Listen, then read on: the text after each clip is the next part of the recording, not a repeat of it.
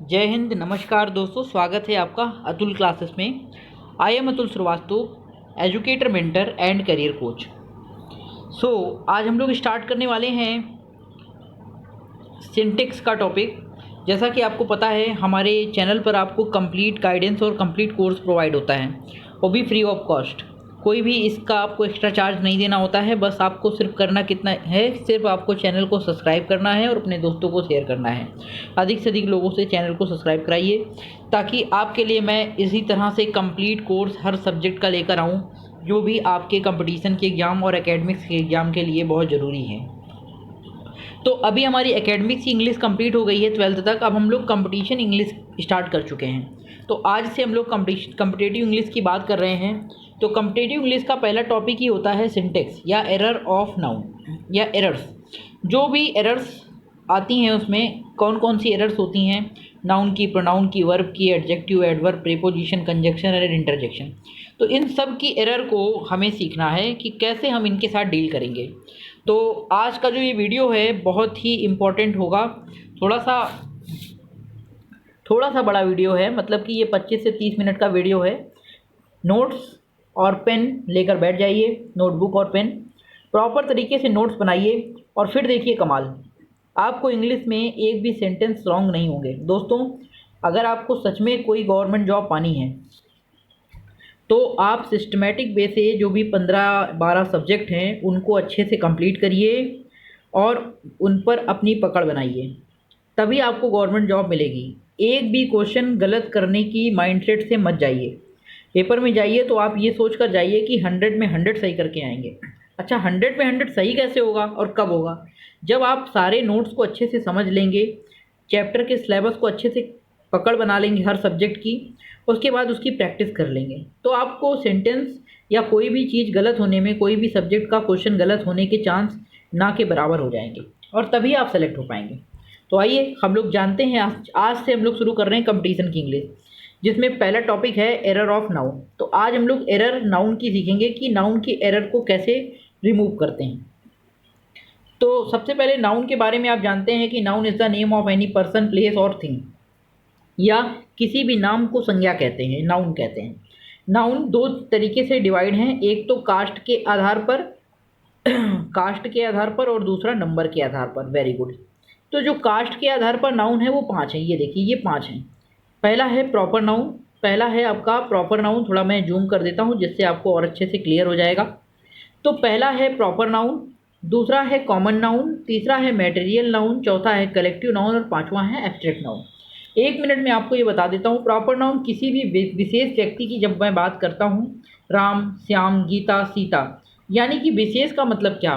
पूरी क्लास में बहुत सारे बच्चे बैठे हैं, लेकिन अगर हमने सिर्फ राम से बात की है तो राम विशेष हो गया, इसलिए राम क्या है? Proper noun. अगर मैंने सिर्फ गीता से बात की है तो गीता विशेष हो गई, तो गीता क्या हो गई? Proper noun.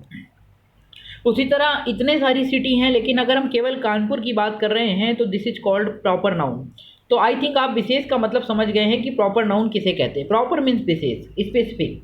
अच्छा, कॉमन नाउन का मतलब समझते हैं। कॉमन नाउन ऐसी चीज़ें जो सभी के लिए यूज होती हो, या फिर जिसमें एक कास्ट आती हो, एक कंप्लीट कम्युनिटी आती हो, एक ग्रुप आता हो, इस तरीके से वो एक पर्टिकुलर कास्ट आती हो, जाति आती हो, उसे कॉमन नाउन कहते हैं। जैसे गर्ल्स की जाति, बॉयज़ की जाति, तो गर्ल्स हो गया, बॉयज़ हो गए, मंथ हो गए, ये सब कॉमन नाउन है। और डेज हो गए, ये सब कॉमन नाउन है। मटेरियल नाउन हम लोग मटेरियल नाउन की बात करते हैं। मटेरियल नाउन के अंदर एक बात याद रखिएगा, जैसे कि कोई ऐसा पदार्थ जिससे कोई दूसरा पदार्थ बन जाए, that is called material noun. और कलेक्टिव नाउन की बात करते हैं। कलेक्टिव नाउन में कलेक्शन आता है, किसी चीज़ का ग्रुप आता है। जैसे कि अगर मैं बात करूँ ग्रुप्स में, क्राउड, एक वर्ड हमने बोला क्राउड। क्राउड माने क्या होता है? भीड़, है ना? स्टूडेंट्स या क्लास, आर्मी, ये सभी हम कलेक्शन के साथ बात होती है। इनमें एक नहीं, अब बहुत सारे लोग आते हैं। जैसे सोल्जर्स, ये सभी हमारे क्या हो गए? कौन से नाउन हो गए? ये सभी हमारे हो गए कलेक्टिव नाउन। अब बात करते हैं एब्स्ट्रैक्ट नाउन की। देखिए एब्स्ट्रैक्ट नाउन क्या होता है। एब्स्ट्रैक्ट नाउन आप समझ लीजिए, एब्स्ट्रैक्ट नाउन जहाँ गुण की बात होती है, जैसे ऑनेस्टी, पावर्टी, है ना, ब्रेवरी, ये सभी हमारे एब्स्ट्रैक्ट नाउन के एग्जाम्पल हैं। तो आई थिंक नाउन आपको समझ में बेसिक आ गया। अब देखिए नाउन नंबर के आधार पर दो प्रकार के होते हैं, काउंटेबल और एक अनकाउंटेबल। काउंटेबल नाउन को आप गिन सकते हो, जो भी चीज़ें आप गिन सकते हो, देख सकते हो, काउंट कर सकते हो, वो सभी काउंटेबल। जो भी चीज़ें आप नहीं गिन सकते हो वो सभी अनकाउंटेबल। जैसे एग्जाम्पल नीचे हम लोग देखेंगे। तो काउंटेबल अनकाउंटेबल की एरर जो आती हैं उसको कैसे रिमूव करते हैं, बहुत ध्यान से इस टेबल को देखिएगा। देखिए जो काउंटेबल नाउन होता है, ये जैसे मैंगो, मैंगो आप गिन सकते हैं, स्टूडेंट आप गिन सकते हैं, बुक आप गिन सकते हैं, ये सभी आपके काउंटेबल नाउन है। जबकि वाटर, लव और नॉलेज आप नहीं गिन सकते हैं, तो ये आपका अनकाउंटेबल नाउन है। बात करते हैं कि कौन सी हेल्पिंग वर्ब लगेगी काउंटेबल नाउन के साथ। अगर नाउन काउंटेबल है तो आप सिंगुलर और प्लूरल दोनों ही लगा सकते हैं। सिंगुलर सब्जेक्ट के साथ सिंगुलर, प्लूरल के साथ प्लूरल लगा सकते हैं। लेकिन अगर आपका अनकाउंटेबल नाउन है तो आप केवल सिंगुलर वर्ब यूज करेंगे। जैसे वाटर है, वाटर के साथ बहुवचन नहीं है वाटर, लव बहुवचन नहीं है, इनके साथ सिंगुलर हेल्पिंग वर्ब लगेगी, जैसे इज लगेगी, आर नहीं लगेगी। यहाँ तक बात समझ में आ गई? चले आगे, वेरी गुड। आगे देखिए आर्टिकल्स।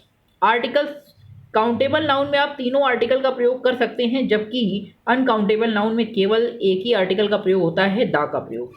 मैनी, फ्यू और ए नंबर ऑफ और द नंबर ऑफ का प्रयोग काउंटेबल नाउन में करेंगे, जबकि मच, लिटिल और क्वांटिटी ऑफ का प्रयोग अनकाउंटेबल नाउन में करते हैं।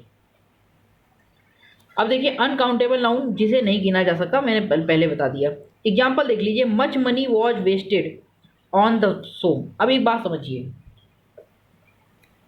मच आपने लगाया, मच मनी, यहाँ पर मनी को काउंट नहीं किया गया है क्योंकि क्लियर नहीं कितनी मनी खर्च की, तो अनकाउंटेबल नाउन के रूप में यहाँ ट्रीट हो रहा है मच मनी, इसीलिए आपने यहाँ पर सिंगुलर हेल्पिंग वर्ब लगाई है, much money was wasted on the show. Honesty is the best policy, तो एब्स्ट्रैक्ट नाउन है, honesty is the best policy. इस तरीके से हमने ये बना दिया। कुछ और बातें जानते हैं नाउन के विषय में। देखिए नाउन आपको पता है किसी वस्तु, व्यक्ति और स्थान के नाम को नाउन कहते हैं, जिसे हम छू सकते हैं। अब कुछ नाउन फट से आप कैसे पहचानेंगे, इस टेबल को बहुत ध्यान से देखिएगा दोस्तों।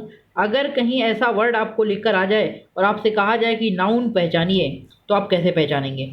आपको ये वर्ड लिखकर आ जाए और आपसे कहा जाए नाउन पहचानिए, तो बहुत आराम से पहचान सकते हैं, बस ध्यान दीजिएगा। कहीं पर किसी शब्द के अंत में मेंट आ जाए, जैसे एग्रीमेंट, TION सन आ जाए स्टेशन, SION सन आ जाए passion, ice advice, ness kindness, ture agriculture, tude aptitude, cy democracy, dom freedom, इस इक्स इक्स का एथिक्स, जैसे ship scholarship, TH growth, ER driver, OR doctor, EE employee, less careless, some quarrelsome, ice ism nepotism और nifty. इस तरीके से कोई word, कोई letter last में ये लेटर आ जाए, अगर ये जो शुरुआत की ये लेटर हैं ये लास्ट में अगर आ जाते हैं किसी वर्ड के, तो ये नाउन बना देते हैं उस वर्ड को। ठीक है, बात समझ में आ गई? चलो आगे। अब कुछ हम लोग एरर के इंपॉर्टेंट रूल देखते हैं, ध्यान दीजिएगा। रूल नंबर 1 समझिए, अगर कुछ शब्द सिंगुलर होते हैं प्लूरल बनाना संभव नहीं है। याद रखिए कौन कौन से शब्द सिंगुलर होते हैं, प्लूरल नहीं बन सकते। जैसे poetry, scenery, machinery, stationery, jewellery, poultry, crockery, luggage, baggage, knowledge, postage, percentage, foolish, dust, information, furniture, money, music और कॉफ़ी, इक्विपमेंट, वर्क, ये सभी आपके क्या हैं? फ्यूल और कॉस्ट, एविडेंस, ये सभी आपके ऐसे वर्ड हैं जो सिंगुलर होते हैं, प्लूरल यूज नहीं होते हैं।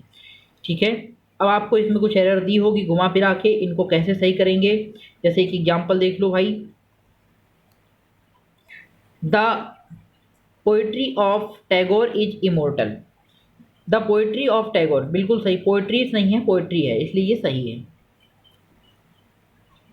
ऐसे शब्दों पर नज़र पड़ते ही आप उपरोक्त बातों पर गौर करेंगे। वाक्य के जिस भाग में नियम का उल्लंघन किया गया है वह पार्ट गलत माना जाएगा, बस उसी को सही करना होगा। तो जैसे अगर हम एक एग्जाम्पल लेके देखें, जैसे देखिए सी रीड्स ब्रेयोन्स पोइट्री, तो याद रखिए सी रीड्स पोइट्रीज नहीं होगा, पोइट्री होगा। फिर देखिए एडवाइस आर, एडवाइस इज होता है, एडवाइस आर नहीं। ये तो सही है। देखिए एडवाइस में ADVIC होता है, और हमने बताया था ADVIS होता है। कोई भी वीडियो मत छोड़िएगा, अगर आप कोई भी लेक्चर हमारा छोड़ देंगे इंग्लिश आपको समझ में नहीं आएगी। बीच में देखिए ये वीडियो मैं क्यों बना रहा हूँ, क्योंकि जब मैं ऑफलाइन पढ़ाता था तो बच्चे क्या करते थे कि रिवीजन नहीं कर पाते थे, बार बार पूछने का उनको मौका नहीं मिल पाता था, कैसे पूछें, क्या चीज़ें सर ने बताई थी। तो इसलिए मैं अपनी आवाज़ को रिकॉर्ड कर रहा हूँ ताकि आप लोग इस चीज़ को बार बार रिवाइज कर सकें और बेसिक चीज़ों को समझ सकें, इंग्लिश ग्रामर के बेसिक कंसेप्ट को समझ सकें, जिससे कि आप उसकी गहराई को समझकर सेंटेंस को फ्रेम कर सकें, उसकी गलतियों को ढूंढ सकें और आप पेपर में अच्छे मार्क्स से पास हो सकें। तो देखिए एडवाइस दो प्रकार के होते हैं, एक ADVICE और एक होता है ADVISE। तो SE जो है ये वर्ब है, CE जो है वो नाउन है। ज़्यादातर सेंटेंस नाउन से शुरू होते हैं, तो एडवाइस ये तो ठीक है, लेकिन इसके बाद ई जाएगा, आर नहीं, क्योंकि एडवाइस को हम गिन नहीं सकते, अनकाउंटेबल है, इसलिए ई जाएगा। फिर देखिए अगर आपको बहुवचन करना है तो a pieces of advice, piece of advice लिख सकते हैं। जब आप ए पीस ऑफ एडवाइस लिखेंगे तो आर नहीं आएगा, पीस ऑफ एडवाइस लिखेंगे तो आर आएगा, ए पीस ऑफ एडवाइस लिखेंगे तो ई जाएगा, दोनों ही सही है। याद रखिएगा ए पीस ऑफ एडवाइस में ई जाएगा क्योंकि वो फिर वो सिंगुलर बना देता है। पीस ऑफ एडवाइस जब लिखते हैं तो वो प्लूरल बन जाता है। वेरी गुड, समझ में आ गई होगी बात। चलिए थोड़ा और आगे चलते हैं रूल नंबर 2 की तरफ। देखिए किस तरीके की एरर और आती है। एडजेक्टिव के पहले द का प्रयोग करने से यह प्लूरल नाउन की तरह काम करता है। बिल्कुल सही बात है। जैसे पुअर माने गरीब, द पुअर माने गरीब लोग, अब ये प्लूरल बन गया है।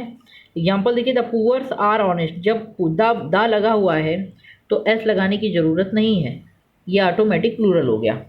जैसे द सिक इज वीक, नहीं द सिक आर वीक, अब प्लूरल हुआ।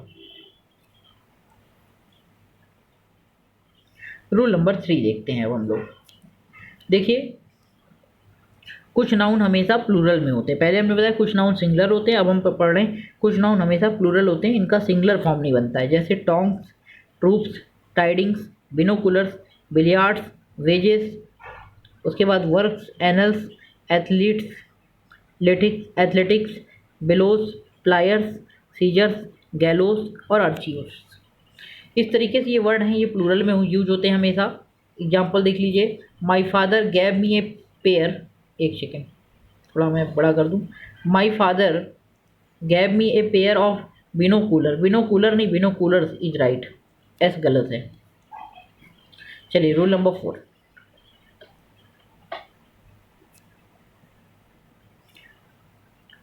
ये भी प्लूरल में यूज होते हैं शब्द, जैसे socks, shoes, scissors, lungs, heart और किडनी, इनके साथ हेल्पिंग वर्ब भी प्लूरल लगती है। जैसे वेयर इज माई शूज, नहीं where are my shoes, helping verb भी प्लूरल की लगती है। ठीक। रूल नंबर 5, बिल्कुल ध्यान से दिमाग में सेट कर लीजिएगा, पेपर में ये आए तो कर लीजिएगा, 2 से 3 बार वीडियो को देखेंगे, माइंड में बिल्कुल सेट हो जाएगा।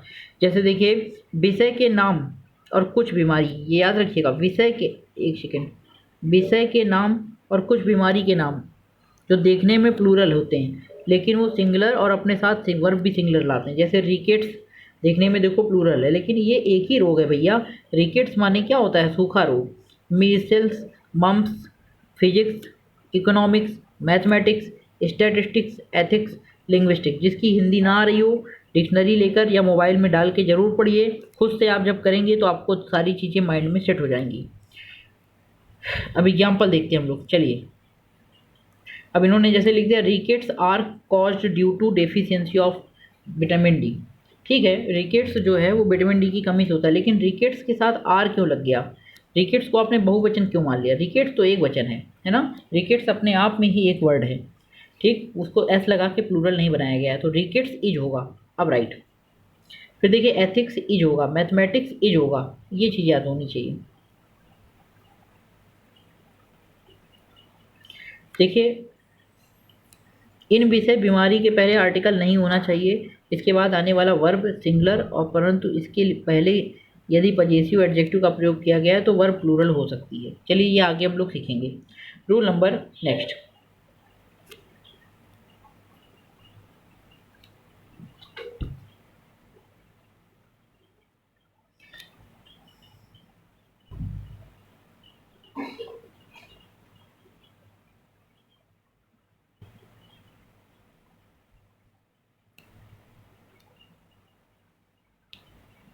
देखिए, कुछ नाउन ऐसे हैं जिनका सिंगुलर मीनिंग जो होता है उसे प्लूरल बनाने के बाद प्लूरल तो हो जाता है परंतु मीनिंग भी बदल जाता है। जैसे एब्यूज माने तो आपको पता है गाली देना, दुरुपयोग करना, लेकिन एब्यूजेस जो होता है उसका मतलब हो जाता है कुरीतियाँ। तो मीनिंग देखिए बदल जाता है एस लगा देने से। एडवाइस में ऐसे लगा देने से सूचनाएं हो जाता है, वैसे सलाह रहता है। एयर में ऐसा एस लगा देने से दिखावटी आचरण हो जाता है ना। इसके बाद थोड़ा और नीचे चलते हैं हम लोग।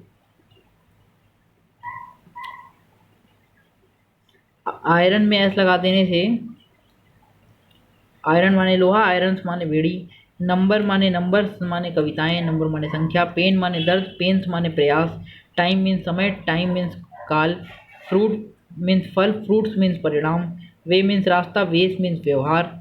ये देखिए कितना मीनिंग चेंज हो जाती है। वाटर मीन्स पानी, वाटर्स मीन्स समुद्र, फोर्स मीन्स शक्ति, फोर्सेस मीन्स सेना। अच्छा, वुड मीन्स लकड़ी और वुड्स मीन्स जंगल। एस लगा देने से इतना अंतर आ जाता है, तो इसको भी कंसिडर कर लीजिएगा। नेक्स्ट रूल, यदि दो नाउन एक साथ रखा गया हो, दोनों नाउन एपॉस्ट्रॉफी एस से जुड़े हों, तो आने वाला वर्ब एपॉस्ट्रॉफी वाले नाउन के अनुसार सिंगुलर या प्लूरल होगा। यदि दो नाउन ऑफ से जुड़े हों, तो ऑफ के पहले नाउन के अनुसार सिंगुलर वर्ब सिंगुलर या प्लूरल लगेगी। एस का प्रयोग सिर्फ राजीव के लिए, सजीव के लिए करते हैं एस का प्रयोग, ठीक है। जैसे देखो एपॉस्ट्रॉफी एस जो है इसका प्रयोग सिर्फ सजीव के लिए करेंगे, ये याद रखिएगा। जैसे the table's leg is broken, पहली बात तो देख लीजिए टेबल्स लेग यानी कि यहाँ पर ये निर्जीव वस्तु है, इसके साथ एपॉस्ट्रॉफी नहीं लगता, सजीव के साथ लगता है। तो द लेग ऑफ टेबल, क्योंकि एपॉस्ट्रॉफी एस का मतलब क्या होता है का, और जब एपॉस्ट्रॉफी एस का मतलब का होता है, लेकिन ऑफ माने भी तो क्या होता है का होता है, का की के होता है कि नहीं होता है। तो अगर ऑफ कहाँ लगाएंगे, जब निर्जीव वस्तु होगी, जब सजीव वस्तु होगी तभी ही हम क्या लगाएंगे, तभी हम एपॉस्ट्रॉफी लगाएंगे। जैसे the table's leg is broken, तो the leg of table are broken, the legs of table are broken. जैसे the books of Ram is big and thick, तो यहाँ पर देखो राम क्या है, सजीव है, तो ऑफ हटा के सही से लिखेंगे Ram's book is big and thick, अब सही हो गया। कुछ एक्सेप्शन देख लीजिए, जैसे अपवाद वर्थ, वेट, डिस्टेंस, टाइम, इनके साथ एपॉस्ट्रॉफी का प्रयोग होता है। जैसे a moment's delay 1 kilo weight, इस तरीके से। कुछ अच्छे से वर्ड दिए हैं, इन वर्डों को आप अच्छे से समझ लीजिए, कभी कभी आपको कंफ्यूज करने के लिए वर्ड आएंगे तो आपको पता होने चाहिए। जैसे कि विटनेस मीन्स मानव, एविडेंस मीन्स वस्तु। याद रखिएगा विटनेस और एविडेंस दोनों का मतलब होता है गवाह या सबूत, लेकिन अगर गवाह मानव के द्वारा दिया जा रहा है तो फिर वो विटनेस होता है, और अगर गवाह वस्तु का दिया जा रहा है वस्तु के द्वारा तो एविडेंस कहलाता है। ये बात याद रखिएगा। जैसे वर्क, वर्क माने कार्य भी होता है, वर्क माने रचना भी होता है। जैसे कि वर्ड, वर्ड मीन्स क्या है, वचन, वर्ड मीन्स शब्द। ब्रदर और ब्रदर्स, तो देखिए ब्रदर्स मीन्स रक्त से संबंधित कोई भाई या सगा भाई, और ब्रदरिन, ब्रदरिन मीन्स आपसी समझौते का भाईचारा या राह का भाई। देखिए जीनियस, जीनियस, जीनसिस एक से अधिक कुशाग्र बुद्धि वाले लोग, जीनसिस, और जिनी भूत प्रेत आदि के प्लूरल फॉर्म जिनी कहलाता है, ठीक। वेजेस देखिए अब, वेजेस, वेजेस मीन्स मजदूरी और वेजेस मीन्स दंड। वेजेस मीन्स मजदूरी जब होगा तो प्लूरल में यूज होगा, और वेजेस मीन्स दंड होगा तो सिंगुलर में यूज होगा। इशू, इशू का मतलब बाल बच्चा या शिशु, इसके साथ सिंगुलर वर्ब आएगी, और इशू मीन्स मुद्दा, सिंगुलर या प्लूरल कोई भी वर्ब आ सकती है इसके अनुसार, ये भी याद रखिएगा, थोड़ा इसका यूज भी करके चेक कर लीजिएगा।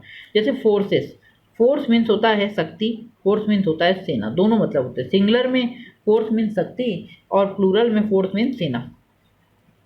चलो अविवाहित, बैचलर और मेड दोनों का मतलब अविवाहित होता है, लेकिन बैचलर कुंवारे लड़कों के लिए, मेड कुंवारी लड़कियों के लिए। घर, हाउस और होम में देखो क्या अंतर है। इसका प्रयोग किसी भी व्यक्ति के घर के लिए होता है जो मोरंग, गिट्टी, सीमेंट आदि से बने, जबकि होम, इसका प्रयोग सिर्फ अपने घर के लिए होता है, मतलब परिवार के लिए होता है, परिवार से बनता है होम और ब्रिक्स से बनता है हाउस, ये मेजर डिफरेंस है। तो ये तो था हमारा पहला लेक्चर आज से कंपटीशन एग्ज़ाम का। तो आज से आगाज़ हो चुका है कॉम्पिटिटिव एग्ज़ाम्स की इंग्लिश का। तो चैनल को लाइक शेयर और सब्सक्राइब करना ना भूलिए। फिर मिलेंगे नेक्स्ट वीडियो में इसी चैनल पर कंप्लीट कोर्स का रिवीजन के साथ। तब तक के लिए जय हिंद, नमस्कार, हैव ए नाइस डे। सीखना बंद तो जीतना बंद। Study with Atul classes.